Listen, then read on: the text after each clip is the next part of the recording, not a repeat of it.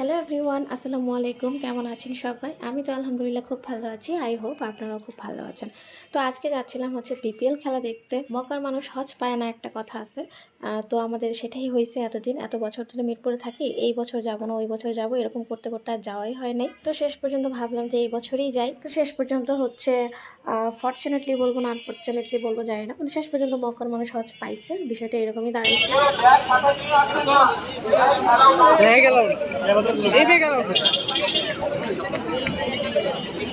এই ব্যাগ নাও যাবে না আসেন না না না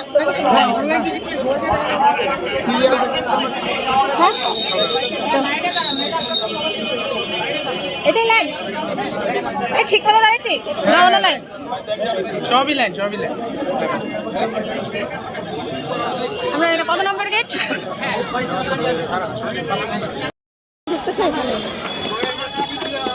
সেই মেরা আমরা দেখতে পারবো না, আমরা গেলে তখন আর পারবো না।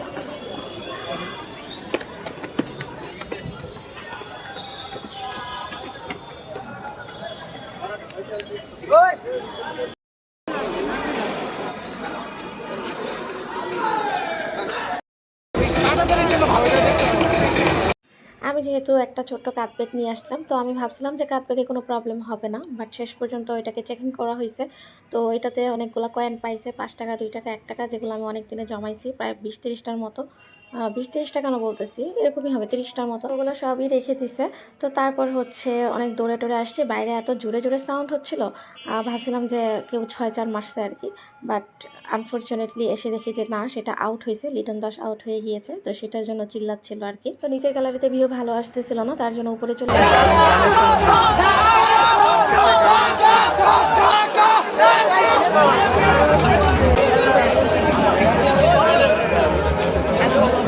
আমরা যেই পাশে বসেছিলাম ওই গ্যালারিতে হচ্ছে ঢাকা ক্যাপিটালসের সাপোর্টার বেশি ছিল। আমরা নিজেরাও এটার সাপোর্টার হয়ে গিয়েছিলাম, যদিও ওদের লাস্ট ম্যাচ ছিল আর কি, মানে ওরা অলরেডি বাদ পড়ে গিয়েছে। তো ওই দিন এত বাজে খেলতেছিল, একজন ব্যাটসম্যান আসতেছে আর যাইতেছে, মানে কেউ স্টে করতে পারতেছে না। হ্যাঁ না, ওইটা সিঁড়ি আছে, সিঁড়ি আছে সামনে দিয়ে আসলে সিঁড়ি দিয়ে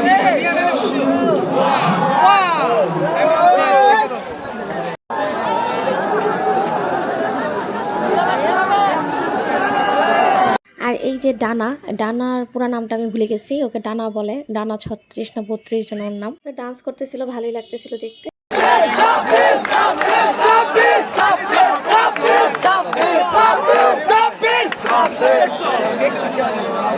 তো ভেরি ডিসঅ্যাপয়েন্টিং ম্যাচ, যে ঢাকা খুবই বাজে খেলছে ওই দিন, যদিও লাস্ট ম্যাচ, তারপরেও ওরা খুবই বাজে খেলছে। তো শাকিব খানও আসছিল, আমরা যেখানে বসছি ঠিক তার অপোজিটে উনি এসে সোফায় বসেছিল। তো আমার ক্যামেরায় এত দূরে আসলে জুম করে সেটা বোঝা যায় না। তো বাইরে থেকে তো খাবার আনা নিষেধ, আমরা আইসক্রিম কিনে খাইছিলাম, আইসক্রিম সব গলে গেছে। তো কিছু করার নেই, অনেক রোদও ছিল, আর প্যাকেটজাত খাবার খাওয়া ছাড়া কোনো উপায়ও ছিল না, কারণ হাইজিনের যা অবস্থা, খাবার তো একে সব কিছুর দাম অনেক বেশি করে বিক্রি করতেছে। আর ওই যে দেখেন, বিরিয়ানি প্যাকেট করতেছে হাত দিয়ে, ঠিক আছে, আবার বিক্রি করার সময় তখন গ্লাভস পরে বিক্রি করতেছে। তো বুঝলাম না আসলে গ্লাভসের ব্যবহার কি ওরা বুঝে না, নাকি ইচ্ছা করে এরকম করতেছে। নেওয়ার সময় একটু মিষ্টি লাগে।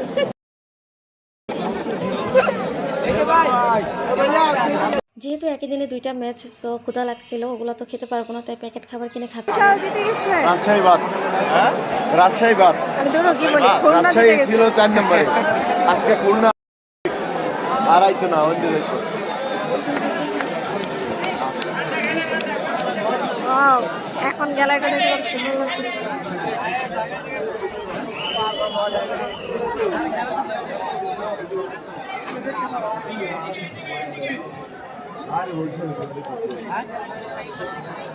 তো প্রথম ম্যাচ শেষ হয়ে গিয়েছে, খুলনা টাইগার্স হচ্ছে জিতে গিয়েছে।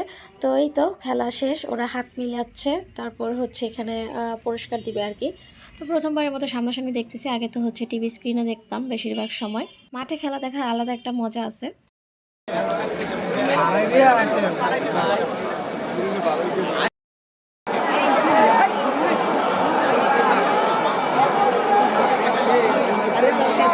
তো সেকেন্ড ম্যাচের জন্য হচ্ছে মাঠটাকে প্রিপেয়ার করা হচ্ছে। সেকেন্ড ম্যাচ ছিল চিটং কিং এবং হচ্ছে ফরচুন বরিশালের। প্রথম ম্যাচের সময় দর্শক একটু কম ছিল আর কি, গ্যালারি ফাঁকা ছিল। তো সেকেন্ড ম্যাচের জন্য সবাই অধীর আগ্রহে অপেক্ষা করতেছে। তো গ্যালারি একদম ফুল হয়ে গিয়েছে।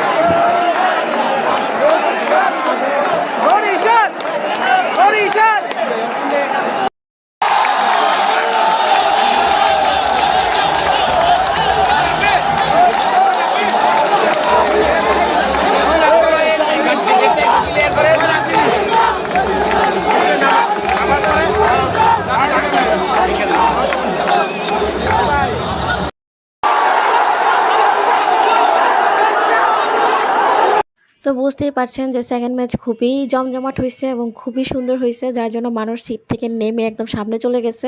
তো সিকিউরিটি গার্ড যারা ছিল তারা এসে হচ্ছে মানুষকে সিটে বসাতে পারতেছিল না, মানে এইরকম উচ্ছ্বাস ছিল মানুষের, আর অনেক সাউন্ড হচ্ছিল। তো সেকেন্ড ম্যাচ হচ্ছে আমরা হাফ দেখে বাসায় চলে আসতেছিলাম, কারণ বেবি হচ্ছে রেখে গিয়েছিলাম ওকে। ভিডিওটি ভালো লাগলে অবশ্যই লাইক, কমেন্ট, শেয়ার এবং সাবস্ক্রাইব করতে ভুলবেন না আমার ইউটিউব চ্যানেলটিকে। আর যারা পেজ থেকে দেখছেন পেজটাকে লাইক অ্যান্ড ফলো করে দিবেন। ধন্যবাদ। আসসালামু আলাইকুম।